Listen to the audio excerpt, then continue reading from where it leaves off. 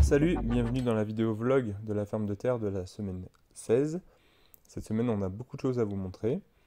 Pour ceux qui ne nous connaissent pas, donc on est la ferme de terre, on fait du maraîchage bio sur sol vivant. On utilise les principes de l'agroécologie et de la permaculture sur notre ferme. Donc si vous n'êtes pas abonné, je vous invite à le faire tout de suite. Et aussi cliquez sur la cloche pour recevoir les notifications à chaque fois qu'on lance une vidéo. Si vous avez des questions, n'hésitez pas à les poser dans les commentaires. On prend le temps de répondre à toutes les questions dans les commentaires. Le début de vidéo, là, on va aller voir comment on fait pour tailler les tomates. Alors déjà, pourquoi on va les tailler aussi? Alors ça, c'est une tomate qui a été plantée sous serre la semaine dernière. Donc on voit qu'il y a des gourmands qui commencent à pousser. Donc les gourmands, on les appelle comme ça parce que c'est des tiges qui poussent entre la tige principale et les feuilles. Ces tiges-là, en fait, si vous les laissez pousser, vous aurez plus de tomates, mais elles arriveront plus tard et elles seront plus petites. Et en plus de ça, ça va être compliqué parce que nous, on a envie de les tutorer sur les ficelles. Comme vous pouvez le voir, voilà, on a des ficelles partout sous notre serre. Et pour cette raison, il faut qu'on ait qu'une seule tige à tutorer, sinon c'est compliqué. Donc ce qu'on fait, c'est qu'on vient les retirer. Comment on fait pour les retirer? C'est assez simple. Donc voilà, vous prenez deux doigts et vous les pincez, vous les tournez d'un côté et ils vont se décrocher tout seuls. Donc il faut le faire à ce stade-là, parce que si vous le faites à un stade où ils sont plus gros, et bien en fait vous allez faire des trous dans la tomate, ce qui va faire des portes d'entrée pour les maladies, comme les champignons, par exemple le mildiou. Donc c'est mieux de le faire déjà par temps sec et quand ils sont petits. Et après, une fois que vous avez fait, ça ressemble à ça, et après il n'y a plus qu'à attacher et enrouler la ficelle autour de la tomate. Ou la tomate autour de la ficelle, ça dépend du point de vue. Et après voilà, il faut qu'on le fasse avec toute notre tomate, donc ça prend du temps. Après on se retrouve dehors pour les futures plantations, donc ça c'est un peu les choses que on a prévu de planter dans la semaine. Donc vous avez vu les artichauts et on a aussi du mesclun, du mélange de laitue. Donc on avait préparé des planches au préalable, vous l'avez vu dans les dernières vidéos si vous nous suivez. Et ce qu'on fait après, c'est qu'on vient les bâcher pour faire des faux semis, on vous réexpliquera ça. Et là on vient, on retire les bâches, donc ce qui a permis de garder l'humidité, mais aussi de faire un faux semis, c'est-à-dire désherber en préventif. Donc là on va voir le sol comment il est, et on voit voilà, qu'il est vraiment parfait, hein. Il y a les vers de terre qui ont commencé à mélanger la matière organique, le compost il commençait à être digéré, et en plus de ça, la bâche, ça a gardé l'humidité et ça a accumulé de la chaleur dans le sol. Donc ce qu'on fait, c'est qu'on touche surtout pas au sol pour éviter justement de faire germer des graines, et on vient faire nos plantations tout simplement. Donc voilà, avec deux doigts, on fait un trou et on met nos mottes. On pourrait également faire des semis de cette manière, ça fonctionne très très bien aussi. Et d'ailleurs, on le fait régulièrement. Mais ça, on en parlera après, par la suite. Donc là, voilà les mottes. On fait attention par contre de bien venir les planter dans la terre. Donc là, il n'y a pas trop de compost. Parce que l'année dernière, on avait fait un apport massif sur cette zone, donc on n'en a pas rajouté. Mais on fait bien attention à mettre les mottes en contact avec la terre et non pas avec du compost. Alors on a fait une petite erreur, hein, ça arrive. On a voulu mettre du basilic un peu tôt cette année et il n'a pas fait très chaud. Et du coup, le basilic, ben, il n'a pas aimé le froid, donc ça sert à rien de le garder, ça va rien donner, donc on le retire. Et même sans paillage plastique, ça n'a pas suffi. Et on vient le remplacer par du mesclun. Alors pourquoi on a fait ce choix-là? Parce que le mesclin, c'est un mélange de jeunes pousses. On vend ces jeunes pousses mélangées et on les cultive directement mélangées. Comme ça, à la récolte, c'est beaucoup plus rapide et ça les mélange déjà lorsqu'on récolte. Il n'y a pas besoin de les mélanger après. La contrainte, c'est que c'est pénible à ramasser si vous avez des feuilles qui sont des mauvaises herbes à côté. Du coup, ce que nous, on vous propose de faire, c'est plutôt de les cultiver sur paillage plastique. Donc voilà, c'est un compromis. Parce que sur un paillage organique, ça va un peu plus s'enherber. Et souvent, après, vous vous retrouvez avec des herbes dans votre mesclin. Et du coup, ça vous oblige de trier, ce qui est chronophage. Et du coup, nous, bah, on fait ce choix-là pour avoir aucun tri à faire. Alors après, on se retrouve entre les deux serres. Donc c'est une zone qu'on avait déjà décompactée au griffon, là, parce que ça n'avait jamais été cultivé. Et là, on vient mettre énormément de compost. On met voilà, 10-15 cm de compost de déchets verts pour faire un gros paillage. Et en dessous, on avait mis un petit peu de fumier de poule pour venir planter les artichauts. Donc en fait, on vient, on dispose les mottes d'artichauts, on en met un tous les mètres, donc c'est assez facile à savoir. Et en fait, on avait mis une ligne de goutte à goutte avant, avec des goutteurs voilà, qui sont tous les 33 cm. Et on vient mettre les artichauts au niveau des goutteurs. Donc il suffit de les retrouver quand on vient écarter le paillage. On plante bien sur les artichauts, encore une fois, dans la terre et non pas dans le compost. Et après, on vient pailler voilà, avec le compost. On voit que c'est même du broyat, hein, broyat composté. Et voilà, c'est fini, il n'y aura rien d'autre à faire à part venir récolter. Après, on se retrouve dans notre petite serre où on avait installé des pommes de terre pour faire des pommes de terre nouvelles. Et entre ces rangs-là, on vient mettre des aubergines voilà, qui sont greffées, comme vous pouvez le voir. Donc les aubergines greffées, après, elles auront besoin de place, c'est pour ça qu'on viendra retirer ces pommes de terre nouvelles, parce qu'elles vont pousser vraiment beaucoup. Voilà. Une aubergine greffée, ça peut pousser, faire à 5-6 tiges, donc on peut en garder beaucoup, et ça peut consommer jusqu'à 1000 unités d'azote, donc c'est vraiment très très gourmand et très exigeant, donc il lui faut de la place. Donc nous c'est pareil, on met un seul rang sur 50 cm, tous les 50 cm, pardon, et voilà, et ça suffit et ça prend déjà beaucoup de place. Après, on se retrouve dehors. Donc là, on avait des navets qu'on avait semés. On vous fera voir la zone où on avait fait tous les semis après.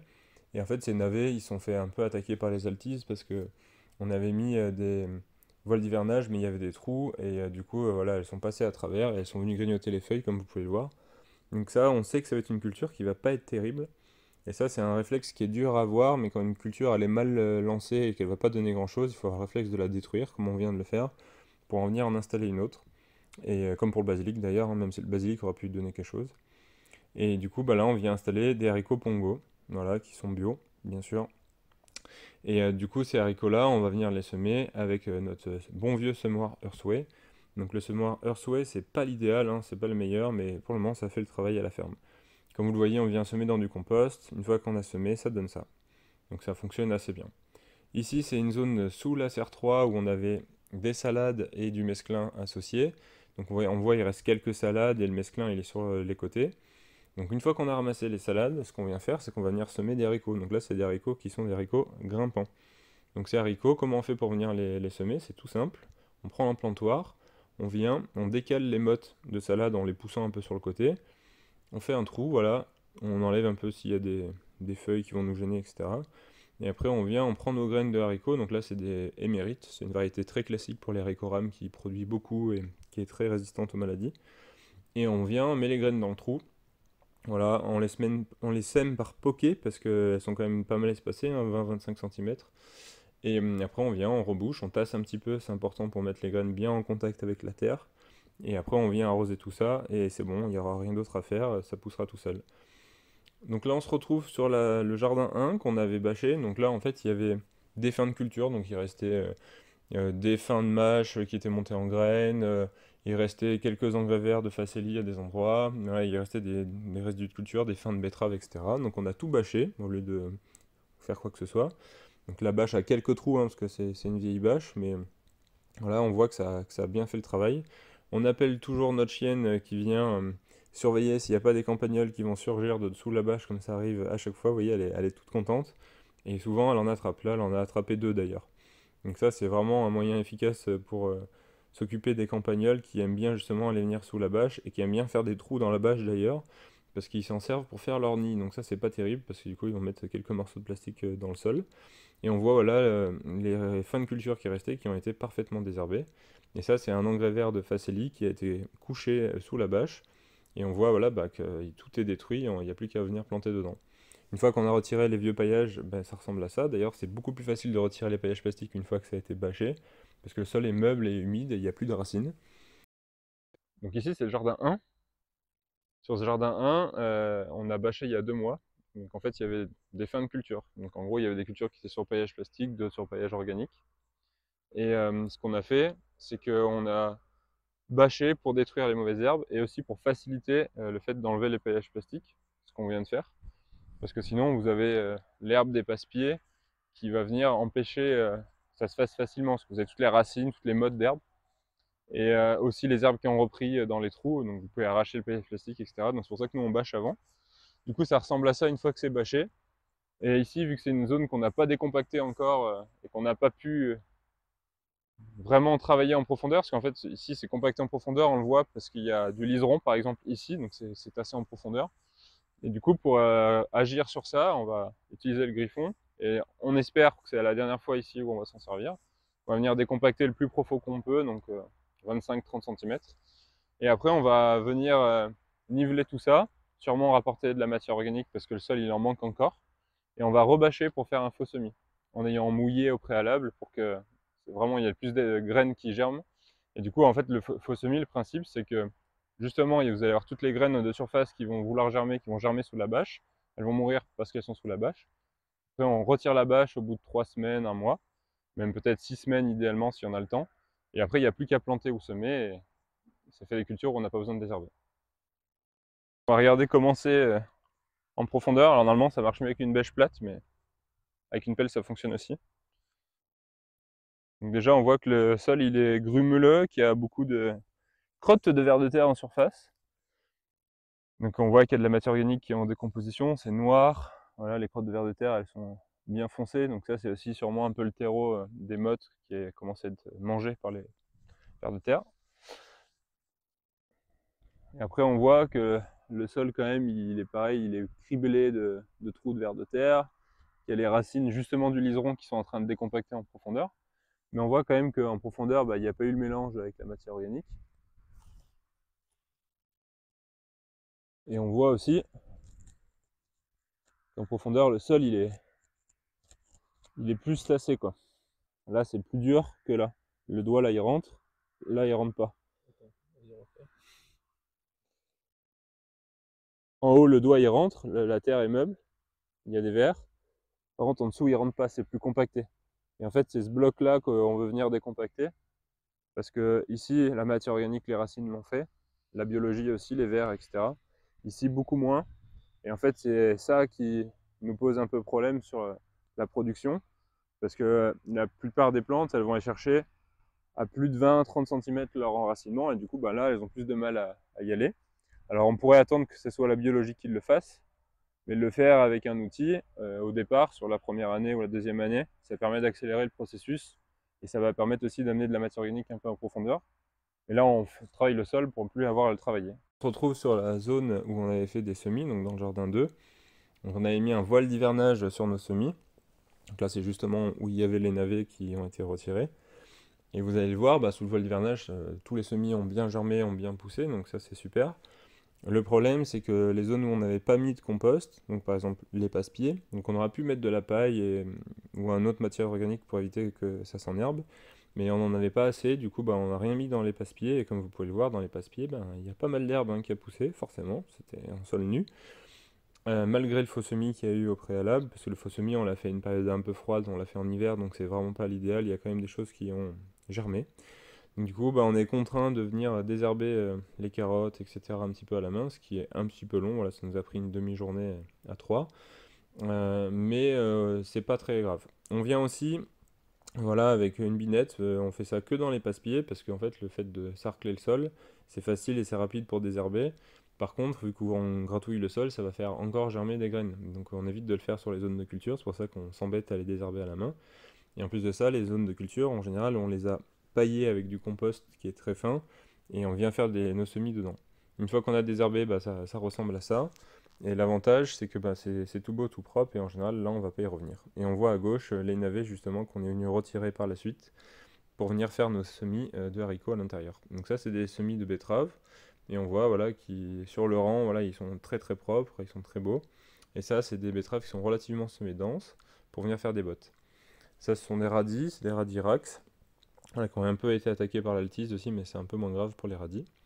Et les carottes, on voit, elles sont toutes belles sur leur compost, et c'est fort probable qu'on n'ait plus besoin de venir les désherber, mais si on vient encore les désherber, ça sera qu'une seule fois et ça sera assez rapide, puisqu'on a fait le plus gros du travail de désherbage, sachant qu'il y a du compost et qu'il y a eu un faux semis, donc il y aura peu d'herbe, à part à nouveau dans les passe-pieds. Et là, on se retrouve dans la zone 3, le jardin 3, où à la semaine 12, on avait fait nos plantations. Donc vous pouvez retrouver la vidéo, plantation en semaine 12. Et on voit que nos salades qu'on avait plantées, elles se sont bien développées, elles sont belles. Et ces salades-là, on va venir les ramasser parce qu'on doit les vendre. Donc c'est parfait, ça succède parfaitement avec les tomates qu'on a eues à la suite, la semaine dans les serres, les semaines précédentes. Et en fait, on vient et on n'a plus qu'à les ramasser et à les laver. Et elles sont très très jolies. Donc en gros, pour vous donner une idée, nos planches chez nous, elles font 1,20 m de large et 25 mètres de long. Et on met à peu près 400 salades par planche.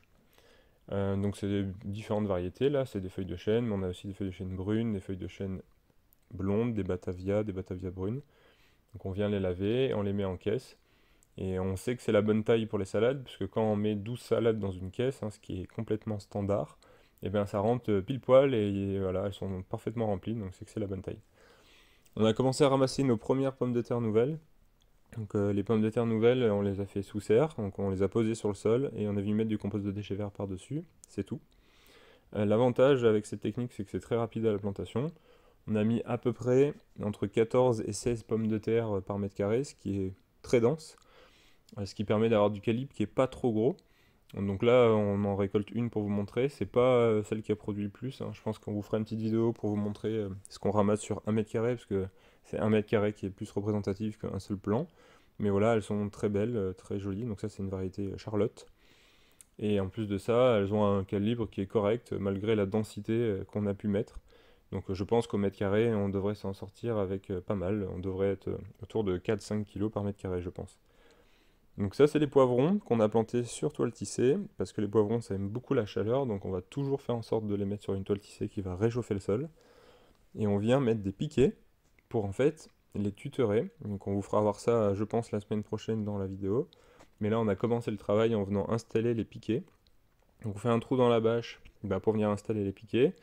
Et après, avec la baramine, on vient faire des trous. On les fait un petit peu inclinés parce que on est au bord de serre, donc s'ils sont droits, on ne peut pas venir installer les piquets, ça nous gêne.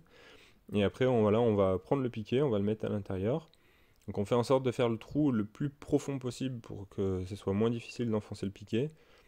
C'est des piquets en châtaignier ou en robinier faux acacia, hein, comme ça c'est quasiment imputrescible naturellement, donc ça se garde très longtemps.